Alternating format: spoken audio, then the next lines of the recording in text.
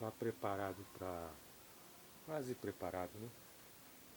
Para aplicar a tinta definitiva, na lavada para descontaminar.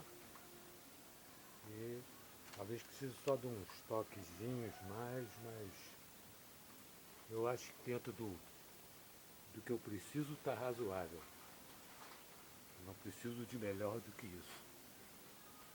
Então, tá tudo no primer. Já isolei, lavei. Só falta mesmo agora isolar amanhã quando secar, né? Isolar os vidros dessas coisas para poder aplicar a tinta. Falta apenas a carroceria e as portas. Já estão aqui, né? Por enquanto estão no preto fosco mesmo, né? Eu botei na chapa e fiz uns reparos na parte inferior. Então ainda tem que aplicar o primer para depois a tinta definitiva. O restante já está montado, pintado, polido, embalado, só aguardando a montagem. Alamas, saia traseira, bigode, saia dianteira, capô dianteiro, capô traseiro. As rabetas estão em algum lugar por aí. Estava até bem embalado, mas os gatos entraram aqui e o gambá, então acabaram bagunçando o meu isolamento. Mas tá bom, agora é só aguardar mesmo a temperatura subir e a umidade relativa do ar baixar, porque eu não posso pintar com umidade alta, porque eu não uso PU. Bom, eu sei que tem gente que vai falar, você deveria usar PU, porque PU é melhor, é superior e tal, pode até ser superior, mas eu não posso pintar PU num ambiente como esse aqui, empoeirado, que vai cair cisco e vai me dar trabalho, porque a PU é uma tinta de secagem mais demorada. Eu trabalho com laca nitrocelulose, a Duco, porque ela é uma tinta de secagem mais rápida, dá um pouco mais de trabalho para o acabamento, mas eu já estou acostumado, porque essa vai ser a quarta pintura que eu faço nesse carro, em 42 anos. E sempre usei o Duco. Né? Então, quanto à durabilidade, eu acho que dura, dependendo do cuidado que se tem. 42 anos é a quarta pintura, então dá uma média de 10 anos por pintura. Então acho que está dentro do razoável. Como agora esse carro vai rodar menos ainda do que rodava, né? Antigamente ele rodava bastante, agora vai rodar menos, então eu acredito que vai durar até bastante.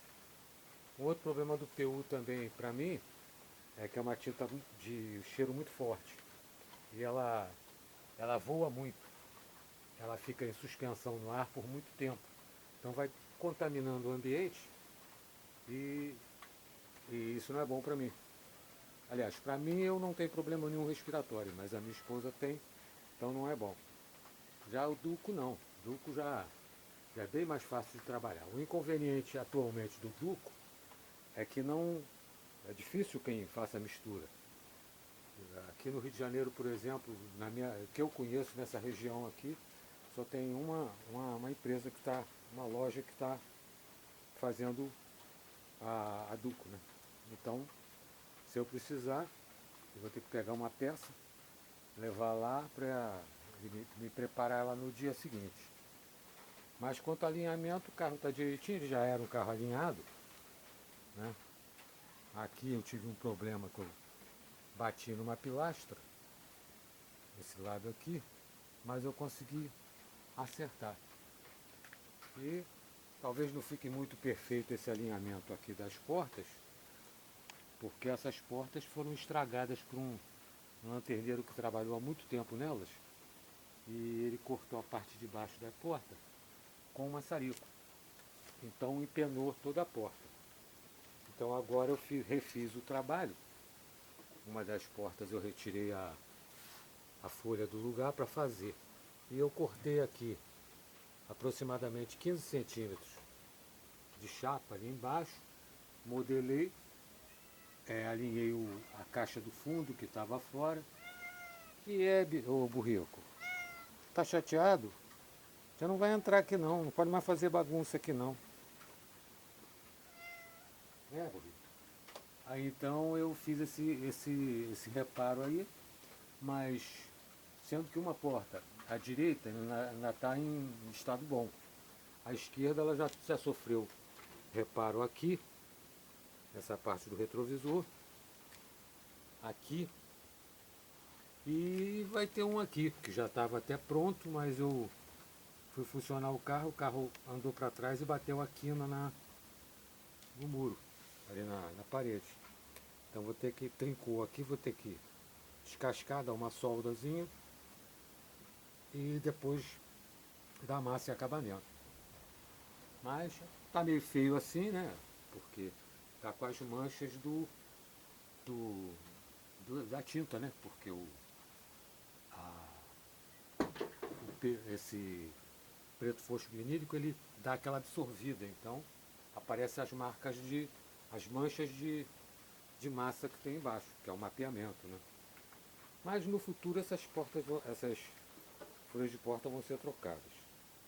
Está em torno de 700 a 800 reais cada uma, mas agora no momento não é essa a minha proposta não. A proposta é remontar o carro, porque por causa desse negócio de tempo, falta de tempo hábil para trabalhar e problema de umidade, de chuva, falta de garagem, eu tive essa série de problemas e o carro teve que ficar desmontado. Mas no restante já está funcionando, estava funcionando bem e continua funcionando bem, os pneus estão bons, então não vai haver problema nenhum em colocar para rodar outra vez.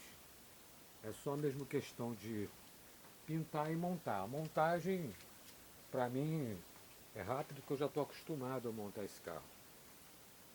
E quando eu desmonto, eu separo todos os parafusos de cada peça, ponho num saquinho e prendo junto com a peça. Então na hora que eu for montar, os parafusos já estão juntos. E os que eu não posso fazer isso, eu deixo no lugar. E eu obedeço sempre uma sequência de montagem que para mim é a mais prática. Primeiro eu monto a parte de trás do carro. Tampa de mala, saia, lanterna, chapa traseira, acabamentos laterais aqui. Depois eu passo para as portas, que é onde dá mais trabalho, porque depois de montar as portas tem que montar os vidros, né? Essas coisas todas, a forração, isso demora um pouquinho.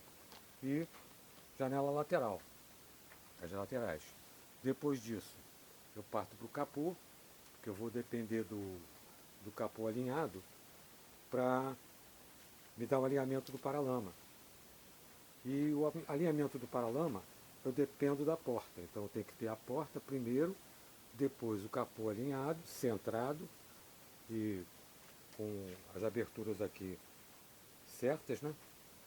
Para depois eu centrar o capô, o paralama, que ele ajusta nesse sentido, para dar a folga aqui de mais ou menos 5 milímetros, e ele também tem que dar a folga aqui também. E uma coisa importante, que às vezes a pessoa não atenta para esse detalhe, ele tem que fazer uma ligeira inclinação assim, ele não pode simplesmente ser parafusado, largado assim. Ele tem que ser colocado assim, certo. O ideal é ter o farol no lugar, que a gente aproveita a linha central do farol para botar ele bem na horizontal.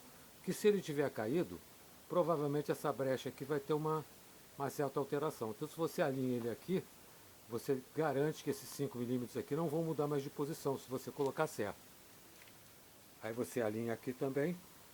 Aí depois é que vai fazer o alinhamento paralama com porta. Então também não é só parafusar. Tem que parafusar o paralama no lugar todo certinho aqui. Depois colocar ele aqui no lugar e apertar esse parafuso de forma que o paralama fique nivelado aqui com a porta. Se isso aqui não tiver certo, levanta-se um pouco para a lama ou abaixa até ir apertando aqui. Depois que isso aqui estiver nivelado, aí sim aqui coloca parafuso embaixo. Se não fizer isso, ele pode ficar para dentro ou para cá e caído aqui. Então esse é o correto. Esse parafuso aqui tem que ter e é muito interessante que tenha no lugar. Tem carros aí que eu vejo que não tem nem mais isso aqui.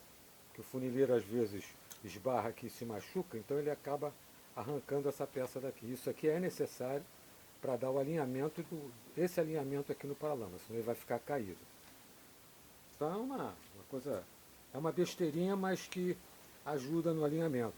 E aqui o paralama, ele tem partes aqui, um suporte, para poder, deixa eu ver se esse paralama aqui está mais visível. Ele tem um suporte aqui, não dá para ver. Ele tem um suporte que pega aqui do lado. Não dá para ver não. Que pega aqui do lado, é um L, um suporte em L, que prende aqui. Então sustenta o paralama para ele não ficar caído. Então o correto é você alinhar com o farol no lugar, que aí você vê que ele está perfeitamente aqui na horizontal. E depois eu costumo montar o capô sem a tranca, porque aí eu repouso o capô aqui, depois de montado os paralamas, e vou dar a altura nele aqui, nesse ajuste. Depois que tiver alinhadinho aqui, aí sim é que eu boto a tranca e os batentes, as borrachas do paralama. Uma coisa muito importante é isso aqui, nunca colocar o capô sem essa borracha. Se não tiver essa borrachinha aqui, corre o risco de quando você abrir o capô, ele montar aqui e amassar. Então com essa borrachinha dificulta mais ele fazer esse movimento e entrar aqui. Então ela está aqui porque eu botei o capô para ajustar. Porque eu gosto de fazer assim, primeiro, antes de pintar, eu monto as portas, as dobradiças e ajusto. Porque a dobradiça, essa dobradiça ela tem 3 parafusos que dão esse ajuste. Um pouco para cá e para lá, e nesse sentido assim. O ajuste para dentro e para fora e esse movimento assim da porta é dado aqui. Esse ajuste é mais fácil de fazer com a porta no lugar depois de pintada. Esse aqui não é bom, porque pode arranhar a pintura. Então eu gosto de ajustar a porta. Antes de pintar, ajusto a porta, ajusto a dobradiça, a altura aqui, para depois e deixo montado no lugar. E tem um macetezinho também que tem aqui, não sei se vai dar para ver, é que antes de desmontar, é bom fazer 2 furinhos aqui, ó, atravessando a carroceria e a dobradiça. Se o capô está ajustado, está certinho, está alinhadinho, então pega e faz 2 furinhos aqui. Porque na hora que for colocar a dobradiça, é só colocá-la no lugar e enfiar 2 preguinhos nesses 2 furos, que a dobradiça já vai cair certinho no lugar, sem problema nenhum. Você não vai ficar precisando levantar nem abaixar. Faz esse ajuste antes de pintar, marca, e depois pode fazer como eu fiz, deixar a dobradiça aí quieta. Ela não vai me atrapalhar em nada. Vou simplesmente isolar e pintar. No restante, o carro é esse. É um 6 cilindros, o motor não presta, né? É um motor ruim. Esse motor é uma porcaria, né? É uma merda, como dizem, né? As pessoas que gostam de Maverick dizem que esse motor é o pior motor que existiu, que é um cocô de motor, com licença da expressão. Mas para mim ele serve. Tendo em vista que ele já está aí no lugar a 520 mil quilômetros, nunca saiu daí, nunca retificou, só fiz troca de preventiva de bronzina de biela, anéis e uma troca de bronzina de fixo. Nunca me deixou na rua, ainda usa platinado condensador, que é uma porcaria. Platinado condensador é horrível, o bom é ignição eletrônica, platinado condensador não presta, Dá trabalho a beça, mas ele usa e nunca me deixou na mão. E é isso. É um 6 cilindros, freio a tambor nas 4 rodas. Nunca precisei, nunca me acidentei por falta de freio, então não vejo justificativa para investir dinheiro em uma adaptação de um freio a disco. Se esse para bem. Nasceu com ele, vai morrer com ele. O que eu tive que trocar foi cilindro mestre, né? E depois eu vou falar a respeito desse cilindro mestre aqui, que ele tem uma particularidade. Esse cilindro mestre aqui é um cilindro mestre de veraneio. De veraneio com freio a disco, freio a tambor nas 4 rodas. Que existe uma diferença. Um cilindro mestre para freio a tambor não deve ser aplicado em freio a disco e vice-versa. Cada um é com seu cada um. Depois eu vou fazer um vídeo explicando isso e eu custei para descobrir isso. É uma informação que até nem se tem divulgado pela internet aí, eu não vi. Foi sem querer que eu descobri. Ok? Então é isso. Quando eu tiver pintado e começar a montagem, eu faço mais um videozinho dele, explicando mais um passo a passo na montagem e tal. Essas coisas assim. O restante é esse. Esse é meu carro velho. Antigo e velho. Ok? Tchau.